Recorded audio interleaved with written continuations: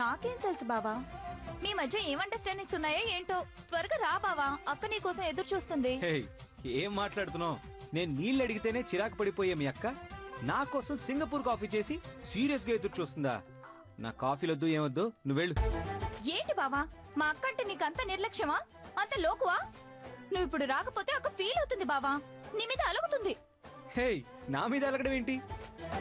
నువ్వు వస్తావా, నన్ను మోసుకెళ్ళమంటావా? అంత రిస్క్ ఎందుకులే, వస్తాను పద. సో స్వీట్ ఆఫ్ యూ బావా. అక్క అక్క పదక్క. ఎక్కడికే? కిచెన్ లోకి.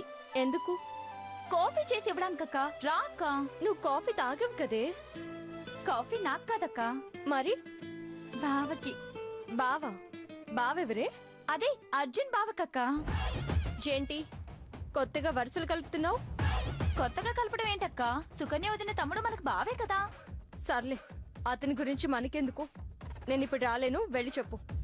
మరి బావకి కాఫీ ఎవరు పెట్టిస్తారక్క? ఏయ్, మీ అందరి కంటికి నేను పని మనిషిలా కనిపిస్తున్నానా? అయినా అతనికి నేను కాఫీ పెట్టివ్వడం ఏంటి? వదిన లేదా, అమ్మ లేదా, లేక పనివాళ్ళు లేరా? అందరిని వదిలిపెట్టి అతను నన్ను అడగడం ఏంటి? అదే నేను అడిగానక్క. మీ అక్క కాఫీ పెడితే అమృతంలా ఉంటుంది, ఆమె చేతి కాఫీ అలవాటు పడ్డాక ఇంకో కాఫీ తాగబుద్ధి కాదు, నా కోసం ఒక్క కప్పు కాఫీ పెట్టివ్వమని అడిగాడక్క. ఈ నాటకాలు నా దగ్గర సాగవని చెప్పు. అతనేమో కాఫీ, టీ, టిఫిన్లు అంటూ ప్రతి దానికి నన్ను పిలుస్తుంటాడు. ఆయన అక్కగారేమో ఎవరు? వదినా? అవును, వదినే. నా తమ్ముడికి పనులు చేయడానికి నువ్వెవరు అని నోటుకొచ్చినట్టు మాట్లాడుతుంది. ఈయన గారికి చేసి పెట్టేది కూడా కాకుండా మాటలు కూడా పడాలా? అందుకే నేను రాను. రాకపోతే అతను నీ దగ్గరికే వచ్చేలా ఉన్నాడక్క. నువ్వు చెప్పిన దాని ప్రకారం అది ఇంకా డేంజర్.